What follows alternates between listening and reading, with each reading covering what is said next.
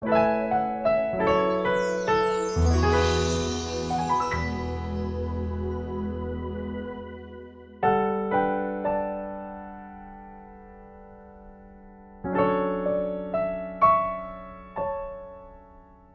34 verse 17 says, "When the righteous cry for help, the Lord hears and delivers them out of all their troubles."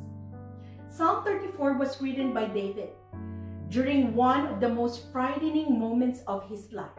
He was running for his life, hunted by Saul, isolated, exhausted, and afraid.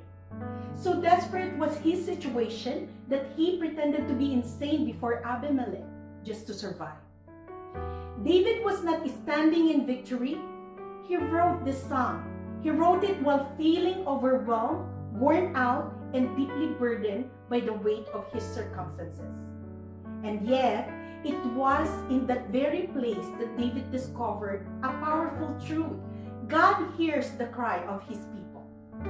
David didn't come to God with the right words or a strong, confident faith. He came exactly as he was, overwhelmed, unsure, and exposed. He didn't know things would turn out. He just knew he couldn't handle it on his own. So he cried out to the Lord, and God didn't brush him off. He didn't wait for David to get it together. God leaned in and listened. That's the promise of Psalm 34 verse 17. When we cried out to God, God hears us right where we are.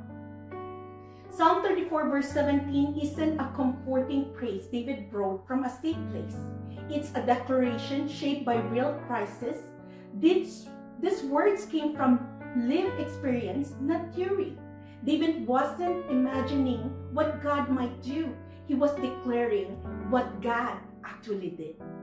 It's as if David is saying, "I cried out when I have nothing left, and the Lord heard me." This verse carries the weight of survival, of being seen when everything felt uncertain. It's not a distant promise, it's a personal testimony. When David cried out from the depths of his need, God met him right there. And haven't we been there too? Moments when our prayers aren't calm or carefully spoken. They're desperate cries from the heart. In times when we feel trapped by our circumstances, worn down by life, or unsure of where to turn.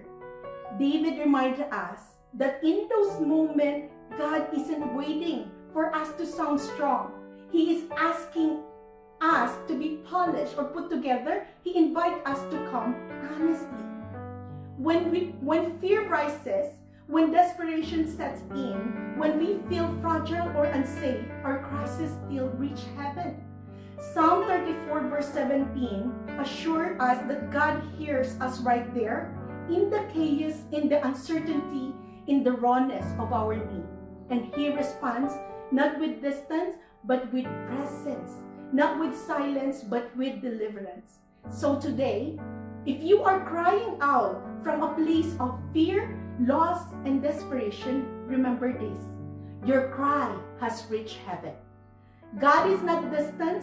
He is not distracted. He is attentive. He hears. He delivers. Sometimes by changing our circumstances, sometimes by strengthening our hearts, but always by drawing near. Psalm 34 reminds us that the same God who heard David still hears us today.